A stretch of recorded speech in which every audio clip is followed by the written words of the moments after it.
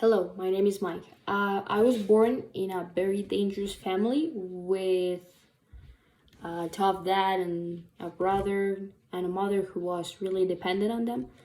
Um, Although they were really dangerous regarding everyone, they were really supportive, especially my brother, who was really known by being a tough guy. I am currently in the hospital because I got beat up by a black gang. This is my story regarding Mark and Brian. When I first met Mark and Brian, I was in the hospital. I'm still in the hospital. And I had been in the fight at that moment. At first, when Brian and I started talking, he asked, "Man, you look awful. What happened?" I knew the guy thought that I had been in some kind of crash or something like that. So I just answered him. I got beat up. Then I saw his face, and it was a face of curiosity, like he wanted to know everything about it. So I started telling him the story. Though I asked him if he was willing to listen to it because it was very long, and I don't want it to be a pain in the ass. First, it is well known that I am soft on chicks. So I said to complement the story, I always had this soft spot for chicks. I am a gentleman, so subconsciously, when I saw this black girl in trouble at the drugstore, I thought of helping her at first. But I wanted to see where that kind of fight or discussion was going to before it went to anything violent. This was caused because of my group of guys that were blocking the exit of the drugstore after she bought some cigarettes. But it wasn't really showing anything really serious or compromising at that moment. That is why I was relaxed. I didn't think of doing anything until they started picking at her, pushing her, getting at her chips, and I thought that I had to be a bolt from the blue. So I said, to Brian, that I got fed up, and I went over and said, "Let her go," like I really meant it.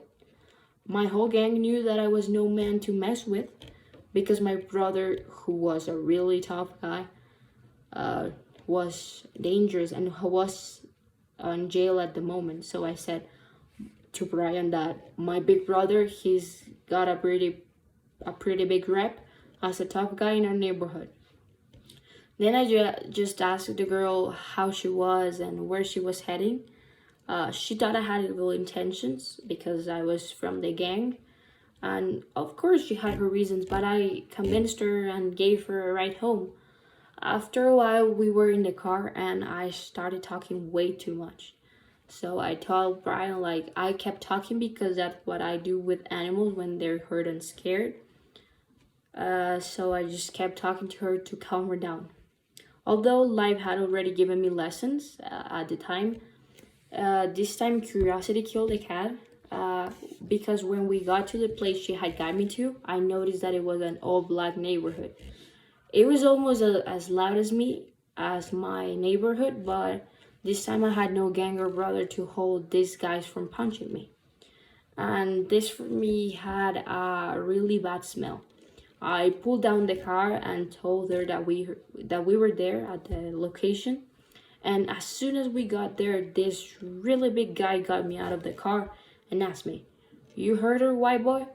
All I could really say at that moment was no. And I was asking the chick to tell them that I had helped her. But all I could hear afterwards was, "Kill the white bastard."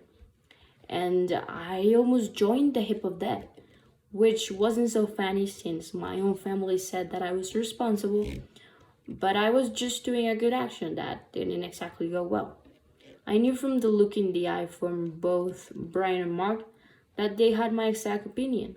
That was what that girl did was really wrong. But at that moment, all I could think about was the pain I was feeling. I was in really bad pain. I'll forgive the chick when hell freezes over, man.